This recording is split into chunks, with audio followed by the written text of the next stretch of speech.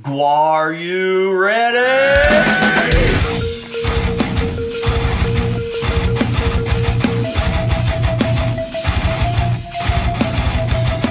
First of all, before I even do my regular intro, I want you guys to stop and like this video because not only did I just do a corn pun, yeah, the guy that hates corn did a corn pun just for you guys, but I also somehow worked in a GWAR pun in the corn pun. The GWAR proof is in the corn pudding. Anyways, what is going on, ladies and gentlemen? AJ Good here at the House of Masks, where we unbox and review cool stuff almost every single day. And guess what? You guys can stop asking because today is the day. That's right, I've been getting all sorts of questions lately about when my next piece of GWAR content will be. Well, today is that day. We have a GWAR score, a very cool GWAR score, one that I am very excited for, and one that just kind of came out of nowhere a couple days ago. Now, a few days back, I got a message from a familiar name, Mr. Zane Claypool, and he was like, hey, do you have any interest in this piece? And I was like, hell yeah, how much you want for it? And he was like, nothing. I just want you to have it.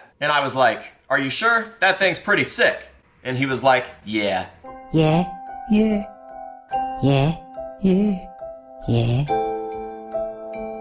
So, he shipped it off Saturday, we have it here right now, and I am excited to take a look at this. I think it's going to fit in very, very nicely in my GWAR section, and it gives you guys some GWAR content, which we haven't done a whole lot of lately. I think the last thing that we did was shortly after Palefest. I scored something from Dawn, and we did a video on that, and I think that was about it. We took a big break from GWAR scores last year. It really seemed like between like 2019 and 2021, we were making GWAR scores all day long, and then it kind of slowed down for 2022, and then 2023 they were almost non-existent. So maybe 2024 will be the year of more GWAR scores. One can only hope. Now, with that brief introduction out of the way, let's go ahead and hop on into today's package and take a look at what we've got. Again, this comes from Zane Claypool. I will be dropping his information down below. He is a very long-time viewer and supporter of the House of Masks. I can remember seeing his name around for a very, very long time. Just seems like a genuinely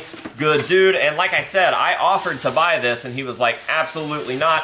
I just need to make some room and I couldn't think of a better place to send this thing. So I am very, very grateful. I have seen some photos of it.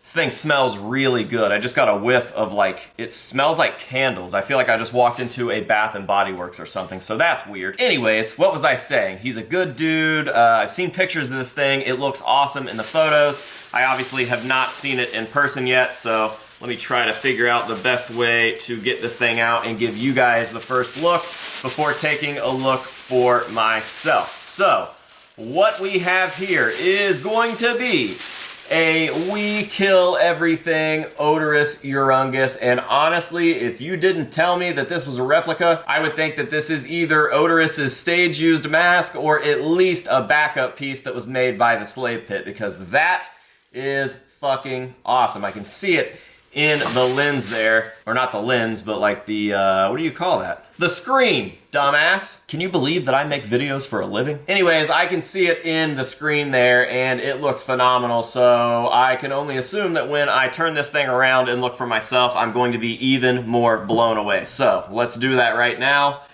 Yeah, what a wild, wild piece. Sculpturally alone, I haven't even really dived into because I am so blown away by the layers and the weathering and just the finish on this piece. There is so much going on. Very, very colorful for what it is. I will definitely have to make sure to get you guys some very nice up-close shots at the end of this video so that you can see everything that's going on there. But it all just looks absolutely fantastic. There is a busted head, just like Odorous's. He would kind of pop this and like fluids and nasty slime would kind of pour out of this as if he had some sort of brain injury leaking out of the side of his head. This thing is phenomenal. I have like not enough nice words to say. This is definitely nicer than the real Slave Pit Odorous that I owned. That's gotta say something, right? I mean, wow, this thing is beautiful. I'll give you guys another up-close shot here while I hold it. There is so much going on. There are so many different layers and textures. And that's just the paint alone. When you look at the sculpt, it's a super accurate sculpt. I am very well versed with this mask because this is the mask that was used in It's Sleazy, which I watched over and over and over when I was younger. One of my all-time favorite GWAR pieces, definitely one of my all-time favorite GWAR videos, which is weird because that was such a weird, wild, wacky time for GWAR. Most people hate that period, but I think because of the novelty of what it is, I've really grown to appreciate it. Plus, we just like bad stuff sometimes. Like Halloween 4 and 5 are honestly awful movies, but they're some of my favorites because I grew up watching them all the time. So it is what it is. This piece holds a special spot in my heart because of the It's Sleazy movie in particular. But yeah, dude, I didn't have this style of odorous in my collection. All I have is a War Party, one of those old official collabs that they did, the old official War Party odoruses. I have a Beyond Hell from Lonnie, and I also have a Violence Has Arrived from Lonnie, and all of those are beautiful. They're actually so much nicer than the Slave Pit copies that I ended up selling my Slave Pit copy because it just looked kind of goofy on the wall with these other pieces that are more accurate somehow. I know that doesn't seem to make any sense, but real GWAR collectors will understand what I'm saying there, and this is no different. This thing is absolutely gorgeous and is definitely going to stand out and look really nice in the GWAR collection, especially amongst those other odoruses. Those ones all seem to have a pretty similar tone.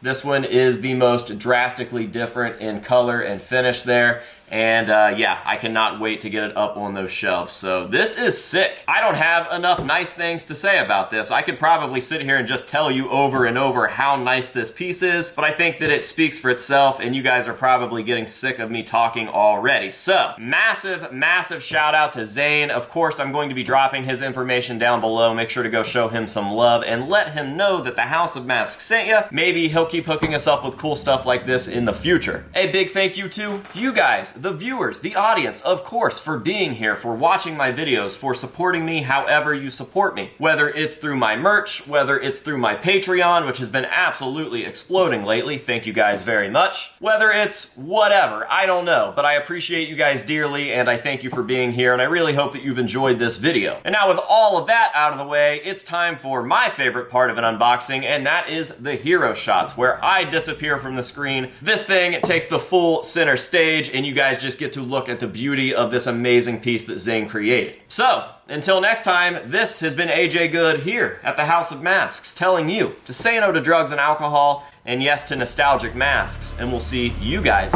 in the next one.